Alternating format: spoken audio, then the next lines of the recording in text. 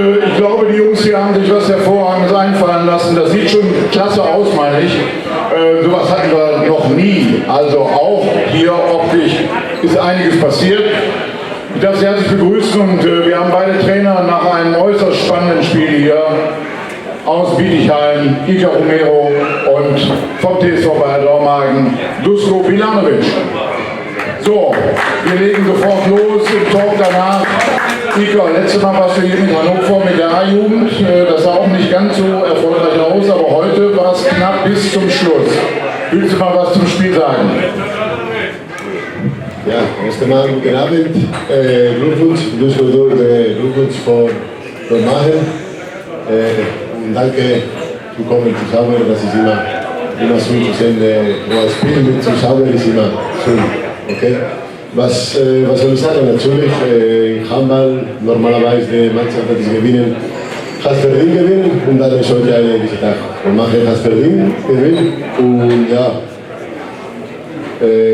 ich will nicht so viel reden über unsere Einstellung, weil ich bin ein Trainer, ein Kind, das ist für mich die Schuld und das werde ich so lassen.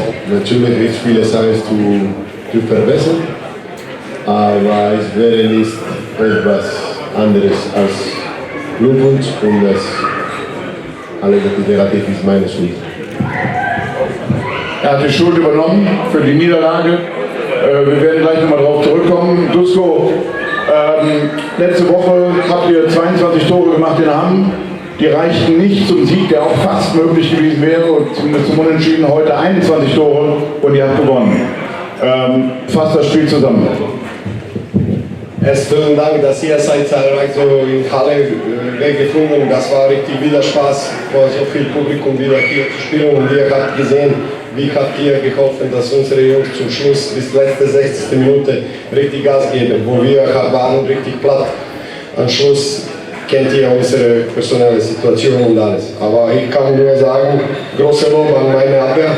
Abwehr hat sehr gut gestanden. Wir haben 20 Tore kassiert im ganzen Spiel, wo war 2, 3 Gegenschüsse, welche können wir vielleicht mit besserem Angriff vermeiden. Aber was Abwehr hat heute geleistet, das war richtig sehr guter Job und gegen so einen Gegner Bietigheim, welche große Ambitionen hat, welche hat so gute und gefährliche Angreifer, wir haben gestanden wie eine Mauer da. Und große Lob auch an Aaron Sessing, welche hat die Aufgabe von anderen Häusern genommen und natürlich mit Paraden, richtig gute Paraden von Martin haben wir da richtig gut und diese 2 Punkte verdient.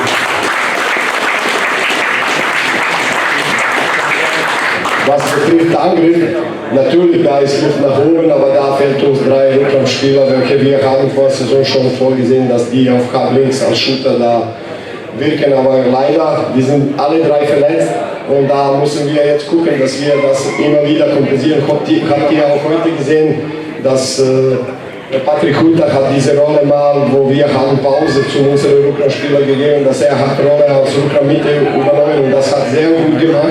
Wir waren sehr diszipliniert. Natürlich, wenn man so kleine Kader hat, dann kann man nicht 60 Minuten volle Pulle Gas geben, weil sonst wären wir dann richtig platt und dann wären die uns richtig zum Schluss überlaufen. Aber seht ihr, diese 7, 8, 9 Spieler, welche wir nutzen im Spiel, die haben Kraft für diese 60 Minuten. Und die haben auch Kraft, bis Ende zu bringen. Und natürlich diese 2 Punkte, wir sind super zufrieden. Das hat heute geklappt. Gerade wenn so ein Gegner kommt, wo ich sage ganz ehrlich, in jeder Position doppelt sehr gut besetzt, mit erfahrenen Leuten und alles. Und dann unsere Jungs mit Herz, mit eurer Unterstützung und alles kämpfen bis zum Schluss und dann holen 2 Punkte. Nur ein paar Daten, dass ich euch gebe, dass ihr wisst, wie schwer für uns war das. Habt ihr auch gesehen, dass in der 2. Halbzeit wir haben 7 Minuten gebraucht, aber nicht nur wir, die haben auch 7 Minuten gebraucht für das erste Tor. Die Nervosität war zu groß. Und das Spiel war richtig auf hohem Niveau auf beide Seiten in Abwehr. Und da hat keiner was zum anderen verschenkt. Und zweite Sache, wo ich vielleicht sehe, dass wir unnötig sind in diese Phase gekommen, das Spiel kann kippen, das war technische Fehler. In der ersten Halbzeit hatten wir nur 2 technische Fehler und dann in der 2. Halbzeit 7. Und das hat uns richtig wehgetan. Aber so, ich sage, große Lob an die Mannschaft. Habt ihr gesehen, die haben wie Löwe gekämpft und ich bin sehr stolz auf meine Mannschaft.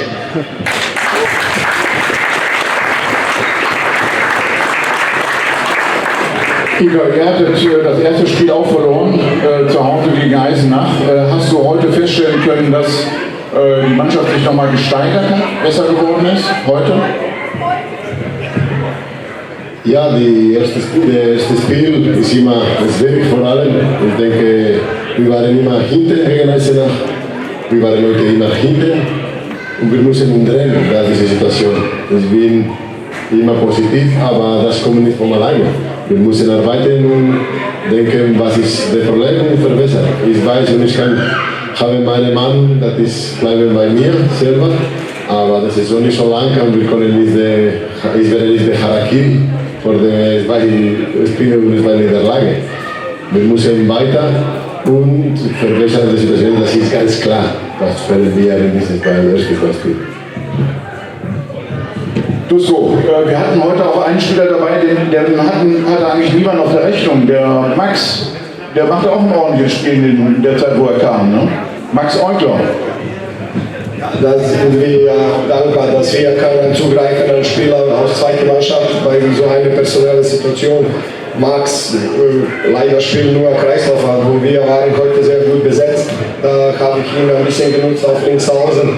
Aber er hat auch genau das getan, was wir haben auch mit ihm geplant, dass er eine kurze Pause vor Teammast gibt und dass er mal versucht in Abwehr da was zu machen, wo Bracek hat Pause gebraucht. Aber wir haben auch Pech, dass wir wollen auch Janis auf zweiter Mannschaft haben, aber er hat sich leider bei Training von zweiter Mannschaft auch verletzt. Und da haben wir ein bisschen Pech dazu. Aber ich sage, ich bin immer sehr froh und dankbar, dass immer wieder Spieler aus zweiter Mannschaft oder A-Jugend sind in die Lage, dann ganz schnell so auf dieses Niveau zu kommen. Und auch wenn sie das 2-3 Minuten, das hilft auch zum Spieler, wenn er Pause braucht. Ja, vielen Dank. Ika kommt gut nach Hause und die ersten Punkte werden kommen. Ich bin fest davon überzeugt. Okay, nächste Woche geht es genau einen Applaus.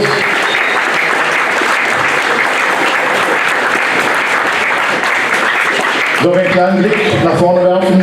Auswärtsspiel, schweres Auswärtsspiel gegen Bundesliga-Absteiger. Das stimmt, wir fahren nach Coburg.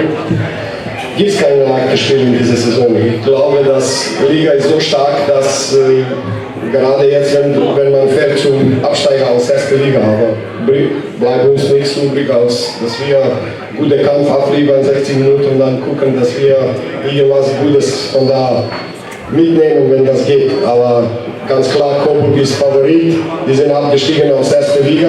Gucken wir, wie die klarkommen mit unserer variable Abwehr und alles. Und ich sage ganz ehrlich, erst muss man 60 Minuten spielen und dann gucken, wer ist besser. Okay, und dann geht es in 14 Tagen gegen eine Mannschaft, die heute nicht ganz so erfolgreich war. Die DJK Ritterwölfe haben mit 35:22 in Hagen verloren. Also, da sagen wir noch nichts zu. Oh, Dusko. Besser nicht. Wir werden noch die nächsten 14 Tage beobachten, wie es aussieht. Schönen Abend noch und wir sehen uns wieder hier und dann hoffen wir wieder auf so eine tolle Stimmung. Vielleicht müssen wir es am Schluss nicht ganz so spannend machen. Ich will nochmal sagen, für alle, welche heute da waren, vielen Dank, dass ihr seid gekommen und keine Angst, Leute. Wir sind geimpft, wir sind genesen, wir sind, keine Ahnung, was alles gibt von diesen 3G, Hauptsache gesund. Und kommt hier in die Halle, unterstützt die Mannschaft und dann feiern wir schon. Okay, in diesem Sinne, schönen Abend noch.